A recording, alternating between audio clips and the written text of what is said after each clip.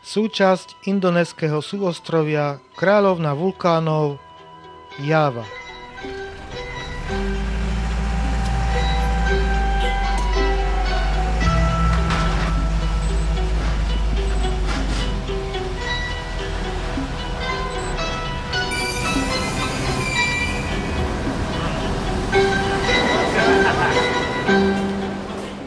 Cesta trajektom z balijského Gilimanuku do prístavu Ketapang na Jave trvá necelú polhodinu.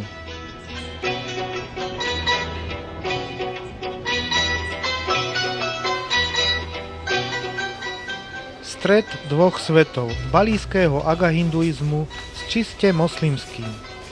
Na druhej strane je o hodinu menej. Menia sa pravidlá. Cieľom výpravy je nahliadnutie na život jednoduchých ľudí tohto vulkanického ostrova.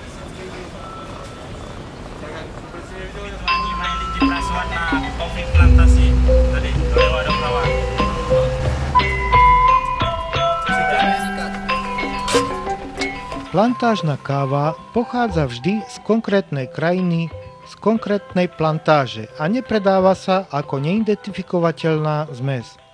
Jej pôvod, minimálne krajina pôvodu, je vždy uvedený. Dobrodružná cesta do centra výroby kávy vedie cez tropický dažďový prales. Blavan, manufaktúra na výrobu kávy, koloniálne sídlo plantážnikov z roku 1899. Zlatými písmenami zapísané do kultúrnej histórie výroby kávy. Atmosféru dávnych čias umocňuje všade prítomný horský tropický dažďový prales.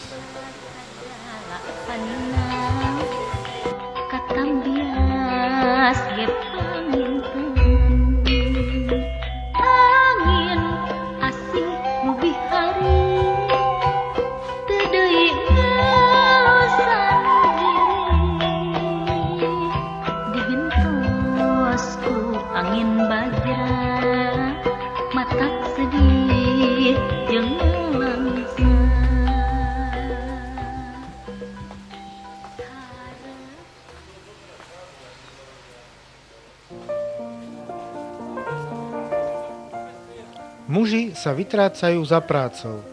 Ženy a deti zostávajú v dedinke. Pre školákov začína vyučovanie. Dedinka tam dole je obsadená chovnými zvieratami a s hydinou. Dvomyselné.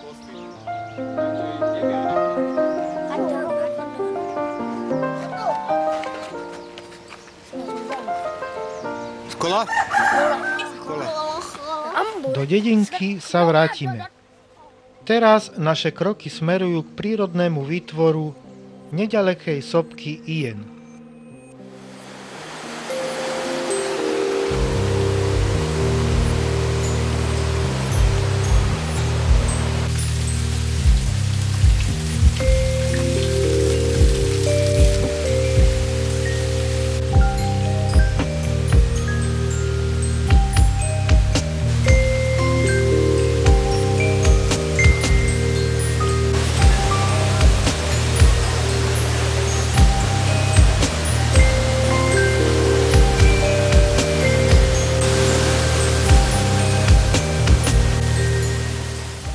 Horúci minerálny vodopád Goa Kapur s vysokým obsahom síry. Ako vstupná brána do pekla.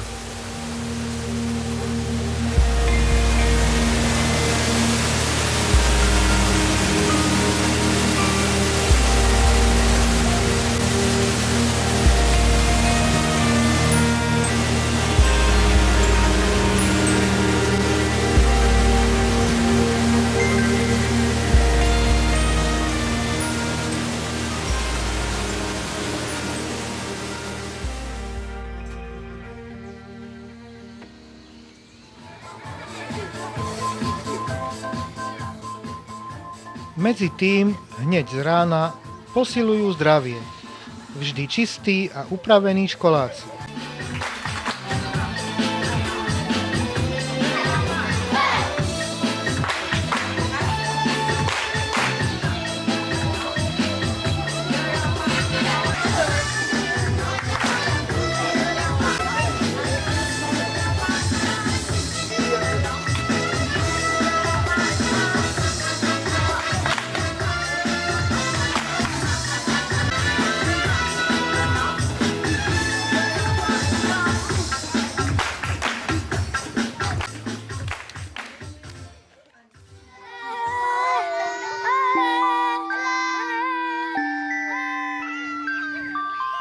O kúsok ďalej neskrývaná radosť predškolákov.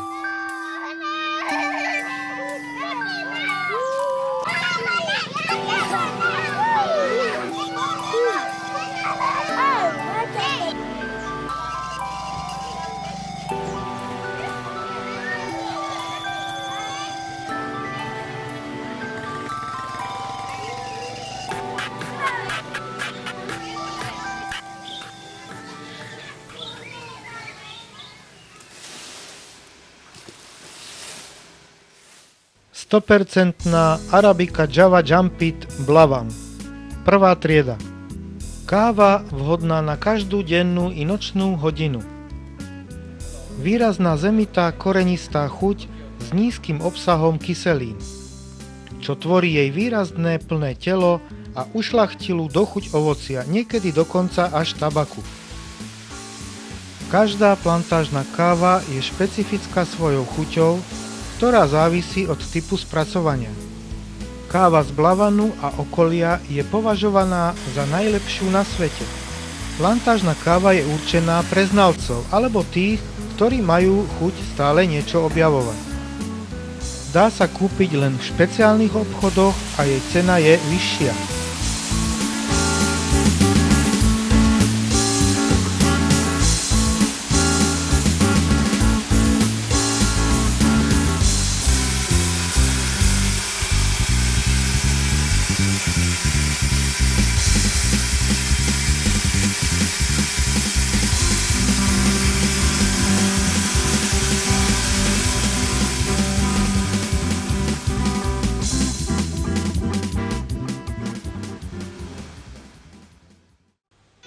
Je rok 1883.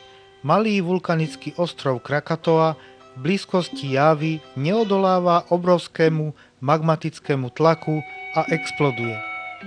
V rade výbuchov posledný sopku roztrháva a následne mizne v mori. 30 km štvorcových pevnej horniny. Nedozierne následky. Podobný scénár nie je vylúčený ani dnes.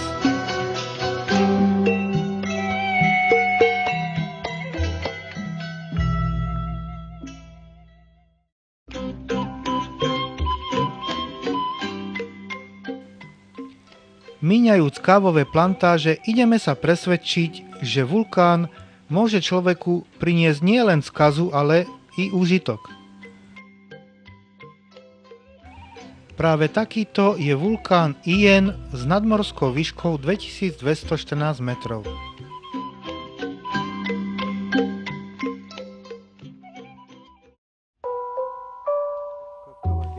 Východzia stanica pod vulkánom Ien. Ďalej už len po vlastných.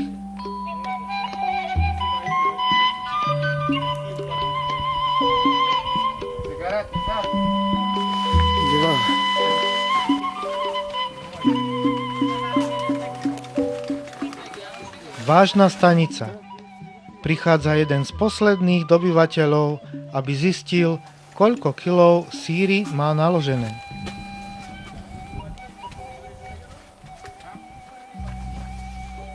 Temer 100 kg.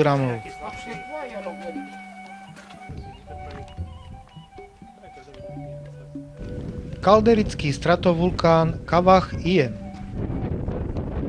Vysoká hora kuželovitého sopečného pôvodu striedaná vrstvami lávy a vulkanoklastickými usadeninami. Síra, krehký žltý nekov, tabuľovité dipyramidálne kryštály, široké použitie. Na ťažbe síry sa tu podieľa 300 robotníkov.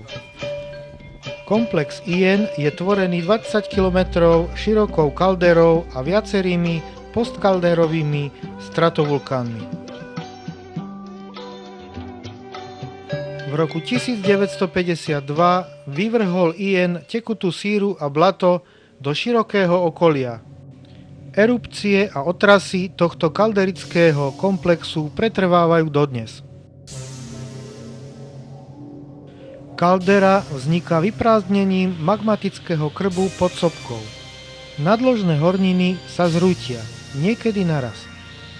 Vytvoria prepadlinu zväčša kruhového prierezu stovky metrov hlbokú. Niekedy kaldera vznikne jedným výbuchom, keď je celý vrch sopky odhodený. Na dne krátera často vznikne jazero z dažďovej vody. Zelený kráter. Najväčšie vysokokyslé jazero na svete. Vzniklo na základe silnej erupcie z roku 1817. Plyn stúpa hore, mieša sa s dažďovou vodou, padá na zem v sulfurickej podobe.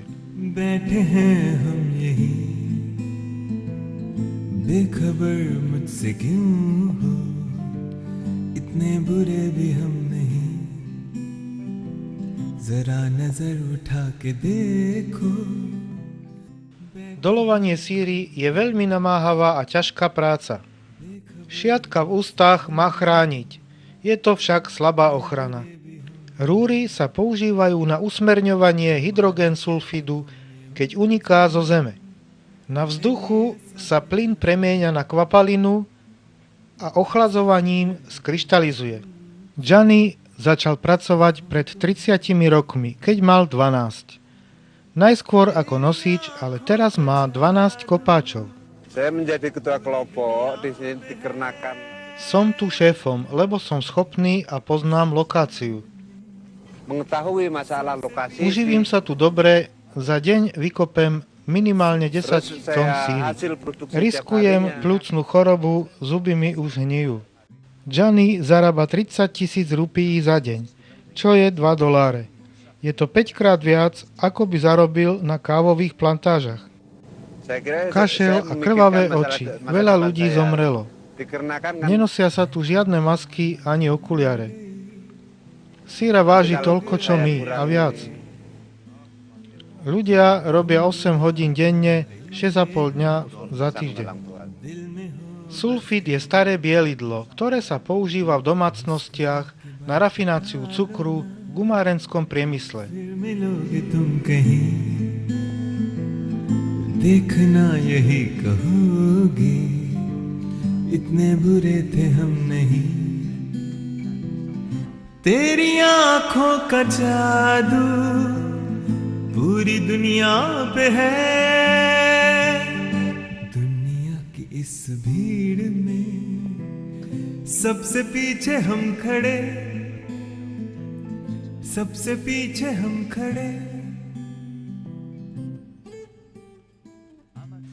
Ahmad Safiu je zamestnaný ako nosič, jeden z najmladších. Opustil kávové plantáže, lebo málo zarobil na uživenie dcéry a manželky. 2 až 3 krát za deň ide s nákladom, nesie 60 kg, koľko váži. Je nutné, aby vahadlo s bremenom bolo vyvážené. Preťažovaním organizmu nosiči dostávajú chronický zápal kĺbov. Veľa z nich nemôže chodiť. Na prvý pohľad je ich obutie nevyhovujúce.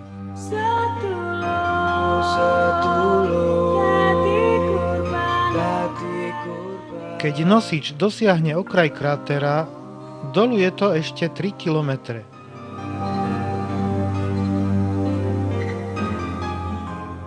Okolitá vegetácia je ovplyvnená sírou. V polovici vulkánu sa zeleň znovu objaví. Práva na ťažbu má indonéska spoločnosť PT Brindy. Každému nosičovi platí podľa toho, koľko síry vyniesie. Priemerná váha 70 až 80 kg vyniesie menej ako $1. Tento nosič doniesol 100 kg. Volá sa Ahmed. Jeho snom je ušetrenie si na pozemok. Opustil školu, keď mal 12 rokov. Jeho otec si nemohol dovoliť platiť vzdelanie, nevie čítať ani písať. Od tejto kontrolnej váhy je treba dole zísť ešte 3 kilometre. Časť peňazí ide na fajčenie. až manažer dole zaznamenáva, koľko každý donesie. Práve prišiel najmladší, Ahmad Safiu.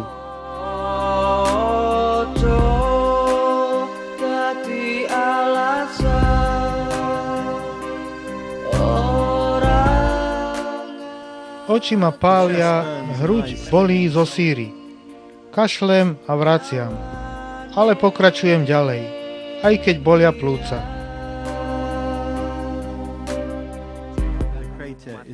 Keď dosiahnem vrchol kráteru, dole zísť je ľahké.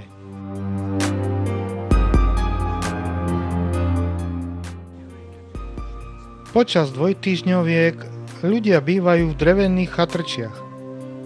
V noci teplota klesne. Ráno vstávajú o 3. až o 4. aby boli na kráteri počas prvého svetla.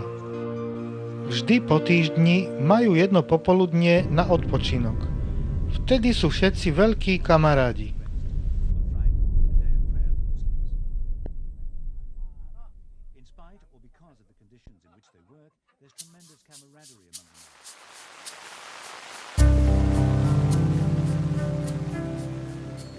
Gianni sa vracia domov na kávové plantáže k rodine.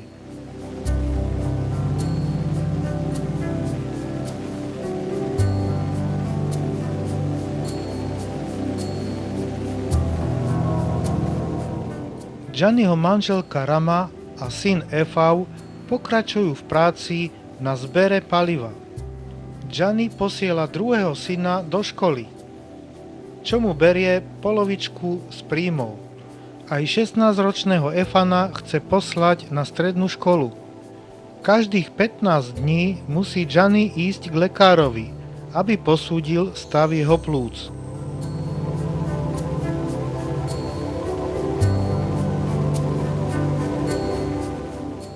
Verí v bylinkovú liečbu.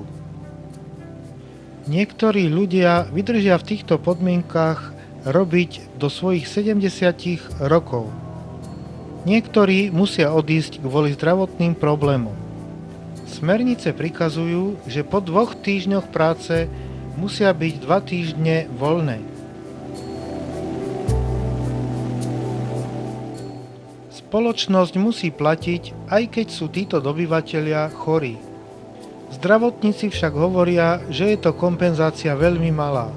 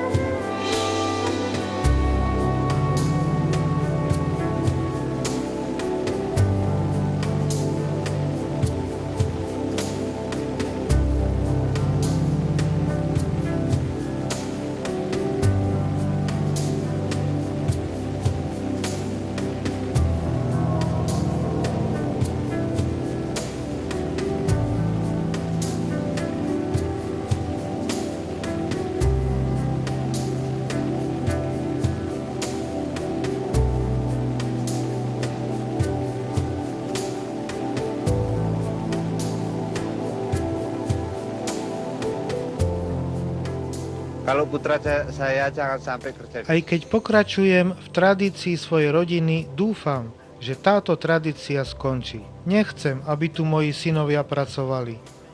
Preto išli do školy, aby mali lepší život.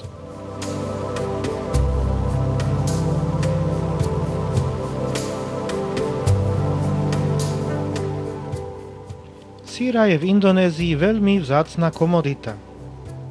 Celá produkcia 100 tón týždenne ide do indonéskych tovární. Štátna ekonomika je postihnutá recesiou. a politickou nestabilitou. Pracovné podmienky sa tu asi nikdy nezmenia.